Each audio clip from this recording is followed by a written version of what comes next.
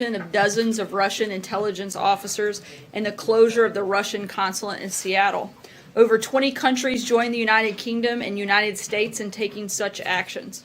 And in response to the President's leadership, several additional countries and NATO have followed up with similar actions since our announcement.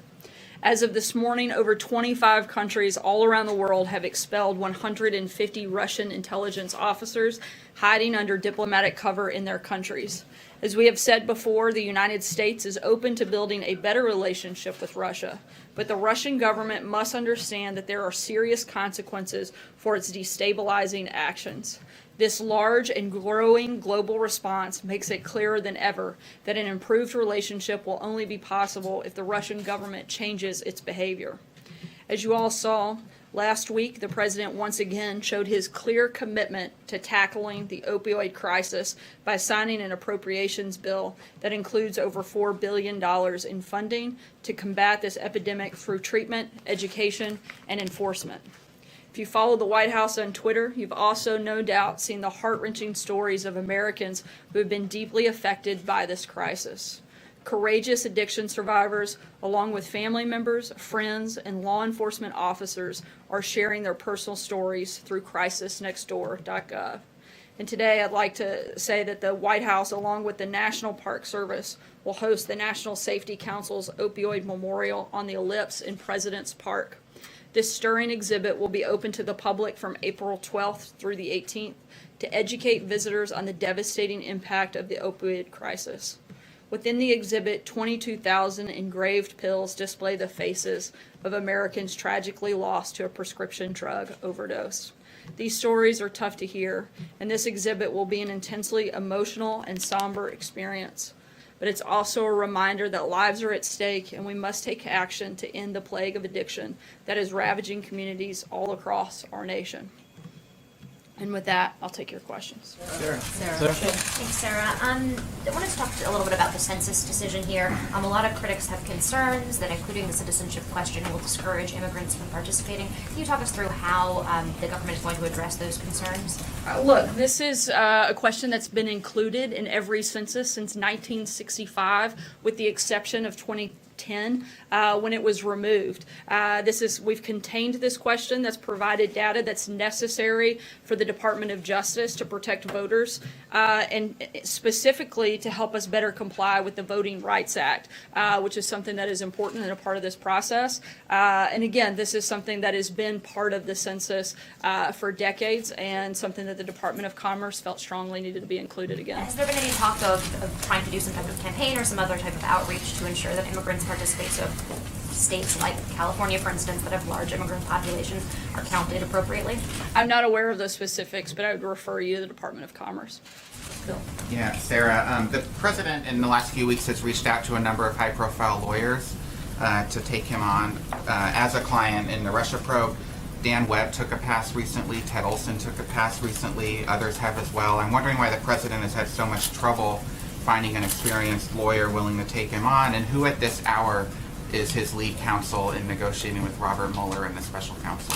Look, the President has a highly qualified team with several individuals that have been part of this process, Ty Cobb, Jay Sekulow. For specific details on any search process outside of the White House, I would refer you to his outside counsel. His lead counsel now. I would refer you As to works for the White House. outside of the White House. I would refer you to Jay Sekulow, who can address any detailed questions on that front. Ambassador Nikki Haley said in reference to Syria that Russia cynically negotiated a ceasefire and instantly denied. You say the only way we can cooperate with Russia is if they change their behavior. What about their actions recently speak to them changing their behavior? I didn't say they had changed their behavior. I think that's why you're seeing the United States, along with over 25 other countries, step up and take action, and why we expect to see another of other countries follow our lead on that front. Thanks, Sarah. A question about Russia and a follow, if I might. On Russia, I heard you say previously that we as an administration have been exerting maximum pressure on North Korea, for example. I'm curious, is the administration applying maximum pressure on Russia. Do you believe that that's what's happening by way of what we saw yesterday and beyond? And if not, why not? We're certainly applying pressure on Russia. We're certainly encouraging and working with our allies and partners also to do so. And I think you've seen an unprecedented number of countries step up and join the United States in that effort. Let me ask a quick follow-up, if I might, and I understand the irony in asking you this, so if you'll indulge me anyway. The president, at least on social media, has been somewhat silent, dating back more than 15, 17 hours. And I only ask because with all the things going on, Russia and Stormy Daniels, usually he likes to communicate directly with the American people. He has chosen not to. Is that part of a new strategy that the White House is employing, or is it just the president taking a break? Look, the president's still been incredibly engaged. He gives us messages to come out and deliver on his behalf on the regular basis, but he's also put out a number of tweets over the last week, and I think you can expect that he'll continue to do that. Speaking of silence, we asked Raj yesterday why it is the president and those associated with him offer payments to people to essentially buy their silence. Raj said that false claims are settled out of court all the time. I'm hoping you can explain why the president's attorney paid Stormy Daniels $130,000 in the days before the election if her claims were false. Look, that's a question you would have to ask the president's attorney. I certainly can't speak for him. I can only speak on behalf of the White House. The president's attorney's not here, and you, as you say, you do speak for the president. Can you explain why this payment was made in the week before the election? Look, I can tell you that the president's denied the allegations. Anything beyond that, I would refer you to the president's outside counsel and his attorney, David Schwartz. One more question, if I may, on this topic. The president's attorney, Michael Cohen, there was a line for DD that Donald Trump was supposed to sign. Why did he not sign on that line on the NDA? Once again, I would refer you to the president's outside counsel on that matter. I can't speak to it. There, one very quickly to follow up and then one on this census. To be clear, he continues to deny the fundamental charge that she has, which is that she had this sexual encounter with him in 2006. He denies that? Yes, the president has denied those allegations. And on the census, Serra, what do you say to critics who argue that ultimately this is a way to target immigrants, that it's going to be fewer resources for immigrant communities? Once again, I would argue that this has been practice of the United States government. The purpose is to determine individuals that are here. It also helps to comply with the Voting Rights Act. Without that information, it's hard to make those determinations, and that information needs to be gathered, and it has been part of the United States Census every time we've had a census since 1965, with the one exception of the 2010 census. But there's a sense that ultimately this is going to disproportionately affect blue states. Do you acknowledge as much when you talk about voting rights? I think that it is going to determine the individuals in our country and provide information that allows us to comply with our own laws and with our own procedures. This ultimately determines how resources are allocated. So doesn't this mean fewer resources are going to be allocated to immigrant communities? That's one of the big concerns. No, I mean, I think we have seen this in practice before, and this is something that the Commerce Department feels should be part of the census. And for anything specific and further information, I'd refer you to them. I wanted to ask one about the wall, but first, the president's meeting now, or just finished a meeting with Treasury Secretary Mnuchin, and I'm wondering if you could talk a little bit about what was on the agenda for that meeting, and specifically if they're discussing the president's request to find new ways to limit Chinese technology investments. We know that that's something that certainly has been on the forefront of his mind lately.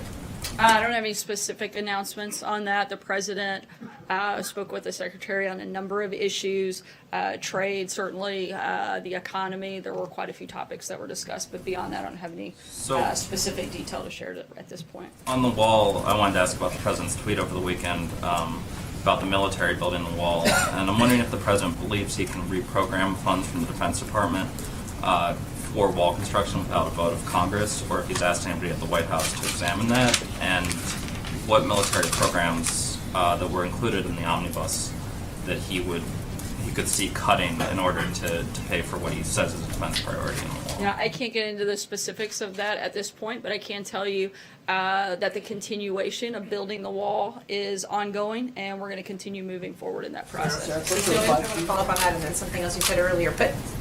But did that tweet this weekend, does he mean that he wants the military to pay for the border wall? Can you speak generally to that? Again, I'm not going to get into the specifics of that, but I can tell you that the wall is continuing to be built currently, and we're going to keep pushing forward until it's fully completed in the way that the president feels is necessary to defend the country. And isn't it true at this point that Mexico is just not going to pay for that wall?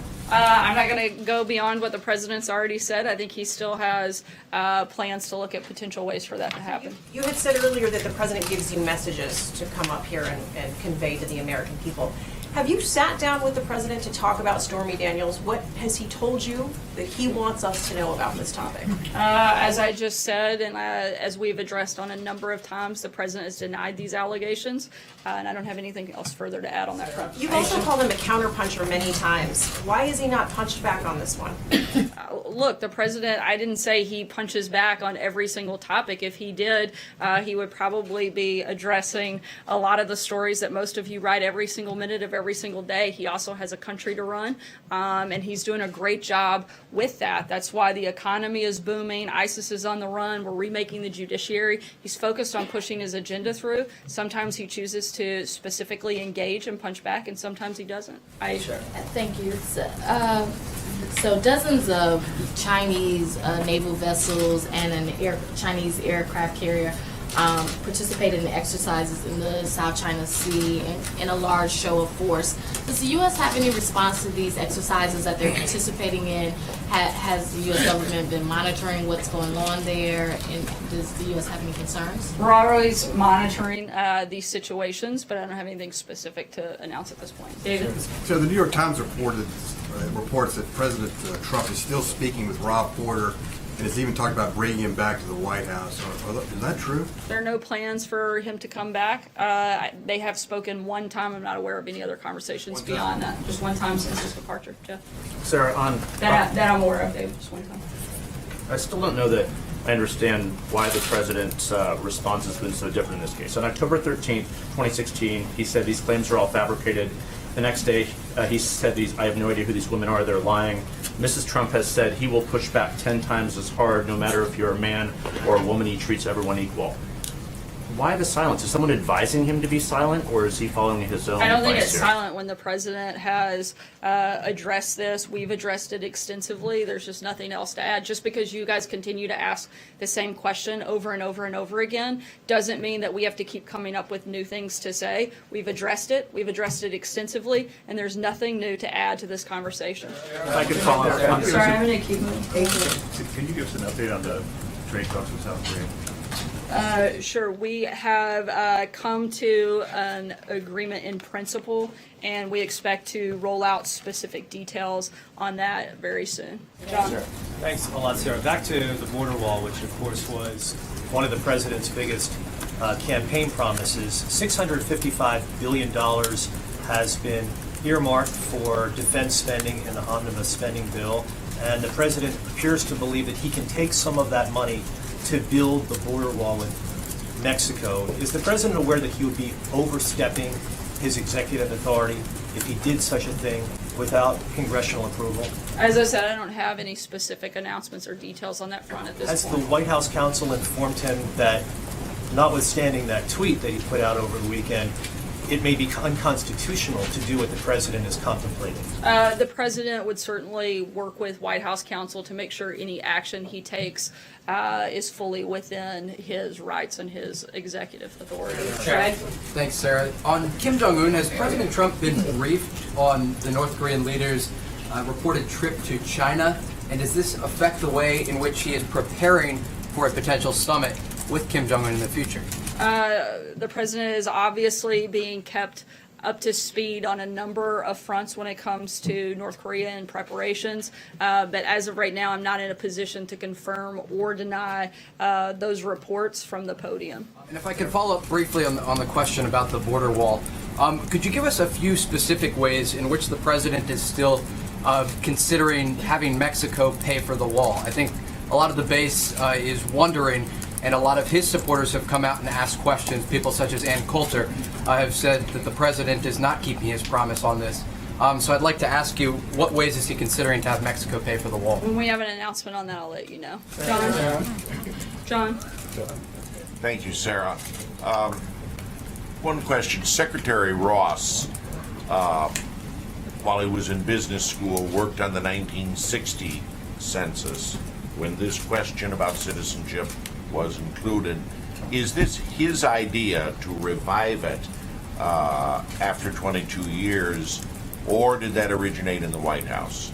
This is something that the Department of Commerce oversees, but it also takes into account suggestions and recommendations from the Department of Justice and others. The Department of Justice certainly played a role in this process. But not the White House. I'm sorry? Not the White House. The White House supports it, but the decision was made at the department level. Jordan? Thanks, Sarah. Jared Kushner's attorney said yesterday that the White House counsel had conducted an investigation into loans that were given by companies, executives he met with. They cleared him, said no issues were involved. Can you confirm that there was an investigation and that the counsel's office cleared those loans?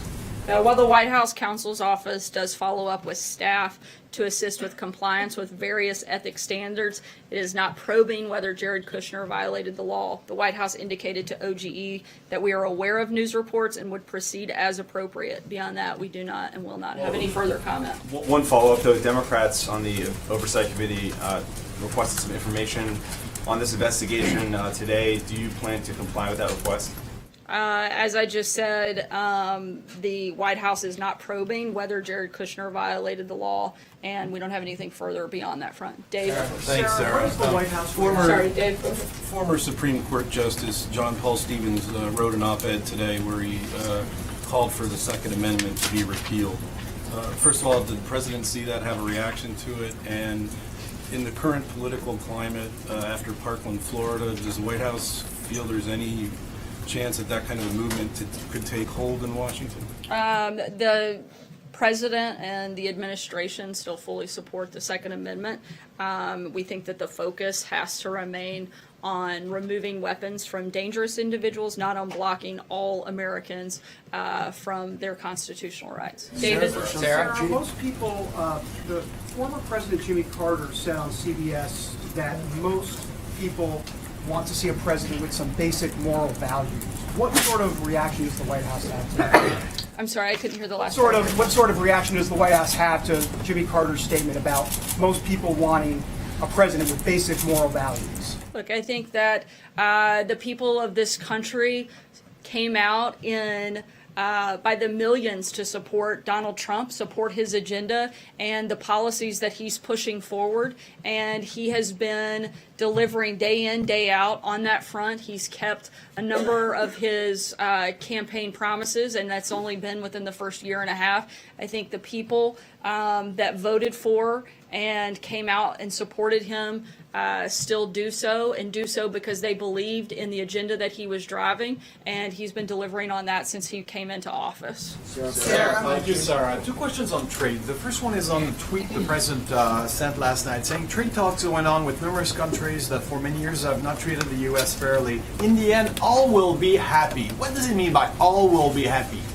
We're continuing to negotiate with a number of different leaders and countries to make sure that we have good deals, but primarily that American workers and American trade deals are actually good for this country. But the president wants to continue working with a lot of our partners and allies to make sure that both sides have success in our trade negotiations. Both sides, the partners and the U.S. Yeah, certainly the president's priority is going to be protecting American workers and making sure that there's a good deal for this country and for our economy. That's his top priority, but he certainly wants to be able to have good relationships with other countries and continue to work with them on a number of different fronts, even while these trade negotiations are ongoing. And the press release on the conversation he had with Prime Minister Trudeau yesterday focused on the Russian diplomats, but on the Canadian side, they also said that they discussed NAFTA, and that the Canadian Prime Minister reiterated his belief that the two countries would benefit from an agreement quickly signed. Does the president share this point of view that things should go faster from now on? Look, we want to continue to work with our Canadian partners, but at the same time, like I just said, the president is focused on making sure that it is a deal that is good for this country. He wants to be able to continue working with Prime Minister Trudeau, and we're going to keep pushing forward and hopefully have an announcement on that front soon. I'll take one last question. Sarah, yesterday Raj was careful to say that the meeting with Kim Jong-un would happen in the next couple of months. In some months, does the White House still stand by its May deadline for that meeting between the president and Kim Jong-un? We are continuing to move forward. The offer was extended and accepted, and we're continuing to move forward in that process. We still don't have a set time or date on that front. Where Thanks does the so much, president guys. stand Have a on great day. police-involved shootings that have been in the news lately, Sarah? What is the president?